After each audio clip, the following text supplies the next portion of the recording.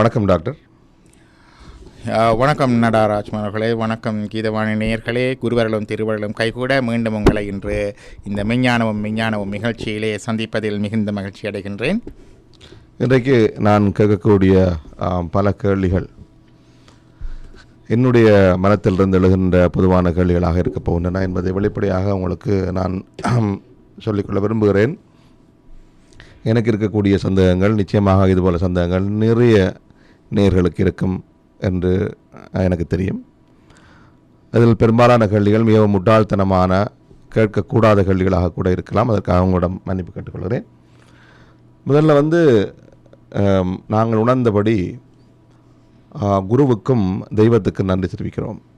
சில சம்பிரதாயங்களிலே ஒரு மனிதனை வணங்குவது விலக்கி கூறப்பட்டிருக்கிறது.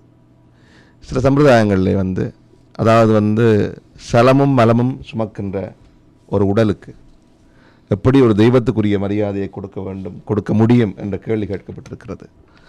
இது கொஞ்சம் குழப்பமான ஒரு நிலைதான் எங்களை போன்ற ஆரம்பகால அல்லது இதை உணர தலைப்படுகின்றவர்களுக்கு ஏற்படுகிறது. இதை பற்றி கொஞ்சம் சரியான விளக்கம் தர முடியுமா?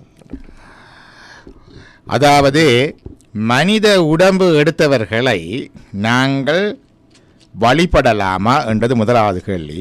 இரண்டாவது, மனித உடம்பு எடுத்தவர்களை நாங்கள் கடவுளாக வழிபடலாமான்றது ரெண்டு கேள்வி இருக்குன்னு நினைக்கிறேன்.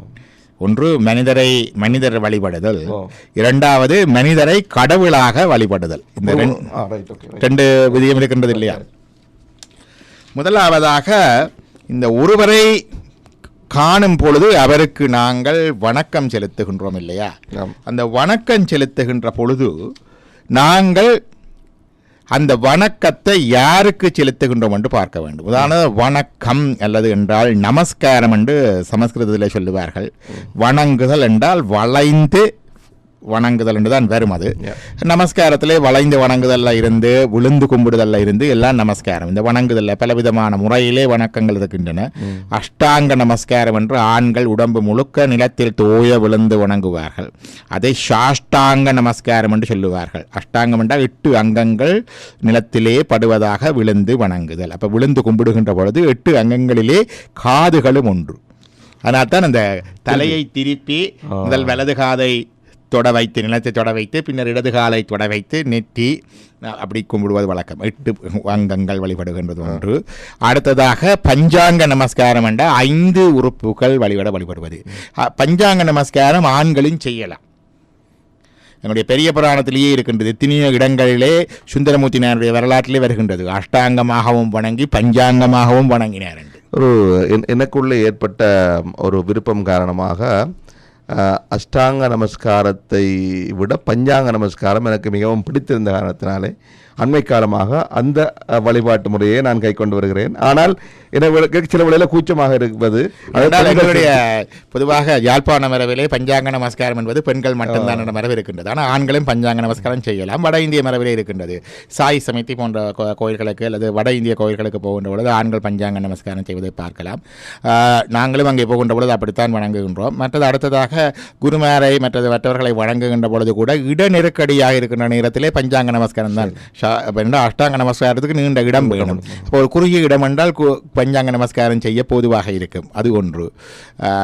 அவை இந்த நமஸ்காரத்தில் அஷ்டாங்க நமஸ்காரம் பஞ்சாங்க நமஸ்காரம் எல்லாம் உண்டு. பெண்களுக்கு அஷ்டாங்க நமஸ்காரம் கிடையாது. ஏனென்று சொன்னால் பெண்களுக்கு தாய்மை மிக பெரிது. அது தெய்வத்தை விட பெரிய பேறு தாய்மை. அதனால் தான் பெண்களுக்கு பல காரியங்களிலிருந்து எக்ஸெப்ஷன்ஸ் கொடுக்கப்பட்டிருக்கிறது, விதிவிலக்கு. அதாவது பெண்கள் பிதிர்காரியமும் செய்ய தேவையில்லை. பிதிர்காரியங்கள் பெண்கள் செய்யவில்லை. பெண்களுக்கு சந்நியாசம் தேவையில்லை. பெண்களுக்கு நியமமான பூஜை விதிமுறைகள் கூட தேவையில்லை. விதிவிலக்கு இருக்கின்றது.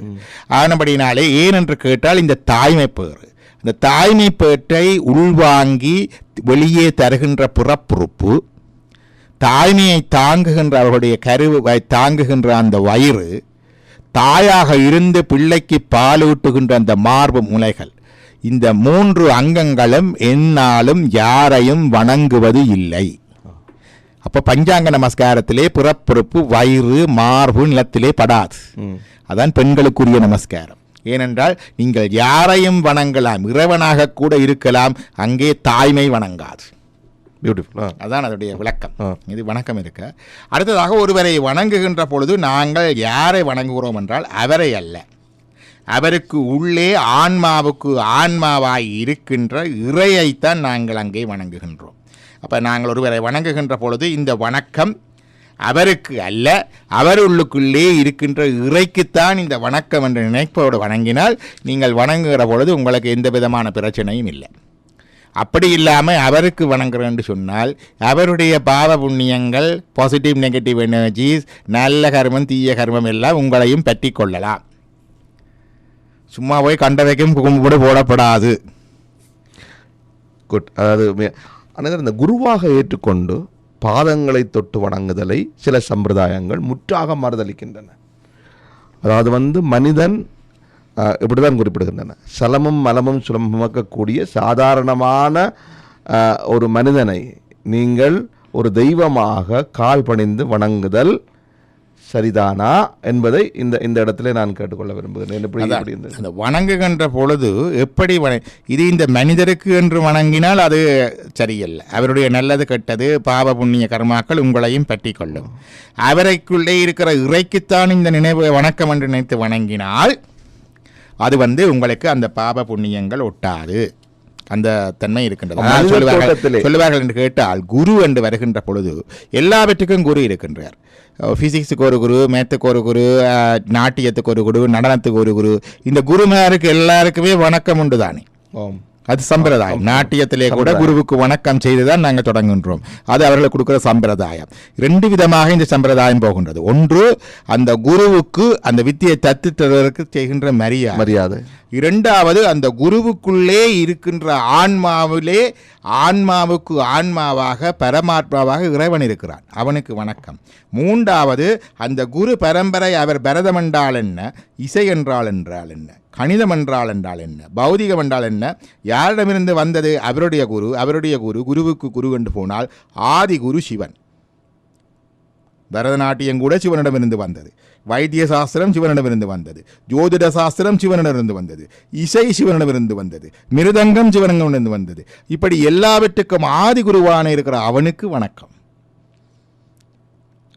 இது சாதாரண குருமாரை நாங்கள் வணங்குகின்ற பொழுது யோகா படித்த போனால் என்ன, பூஜைகள் பண்ண போனால் என்ன, அந்த குருமாருக்குரிய வணக்கம். அப்போ அவருக்குரிய மரியாதை, அவருக்குள்ளே எல்லாருக்கும் ஆன்மாவிற்குள் ஆன்மாவாக இறைவன் எழுந்தருளிருக்கின்ற 8 எக்ஸ்பிரஷன்ஸ் ஆஃப் தி காட் இருக்கிறது.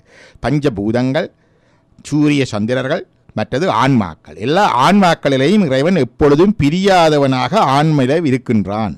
அந்த இறைவனுக்கு செலுத்துகின்ற வணக்கம்.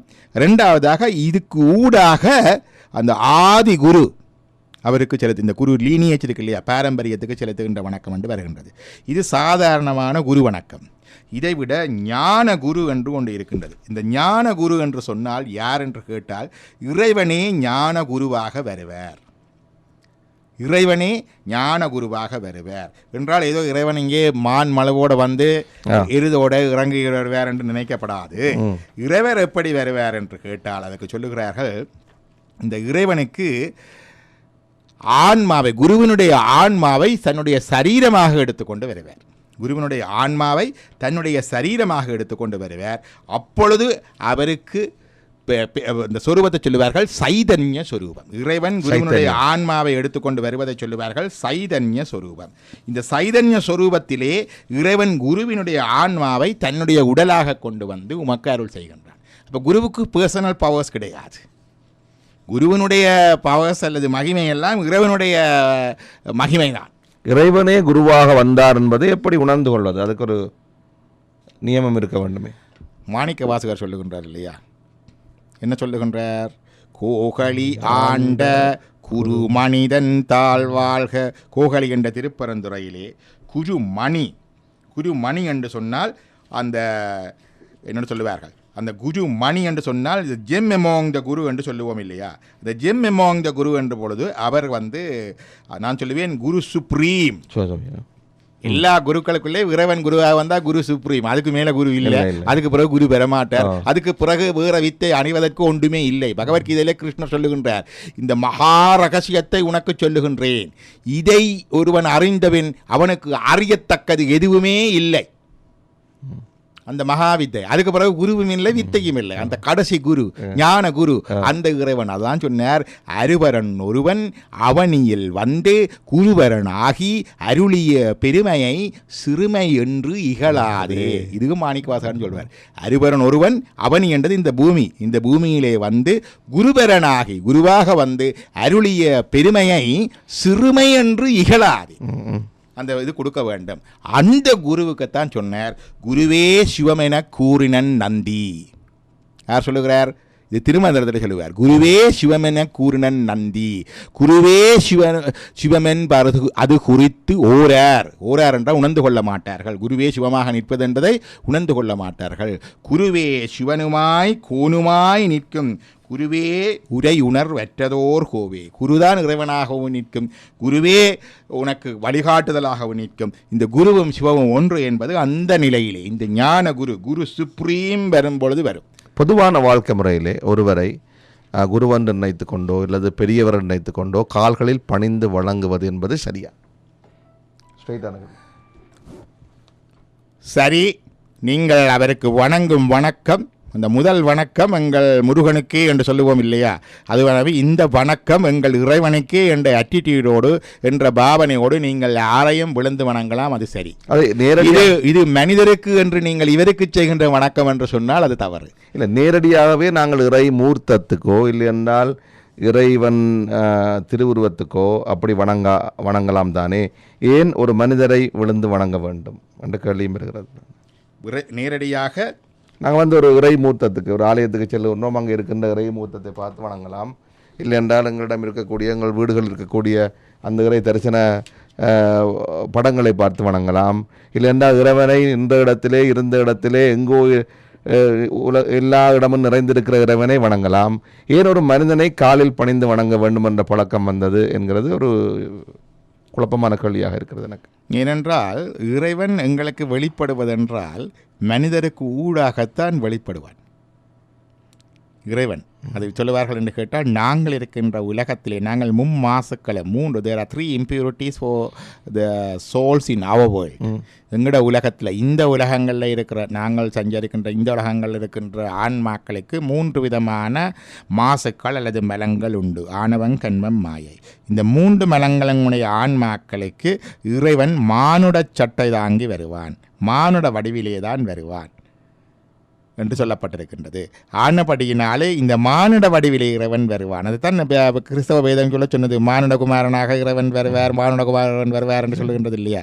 அந்த மானுட வடிவத்திலே இறைவன் வருவதனால வணங்கத்தானே வேண்டும். மானுடராக வருவதை வணங்க மாட்டேன் என்று சொல்ல முடியாது இல்லையா. மற்றது வணங்குவது எப்பொழுது நல்ல செயல்.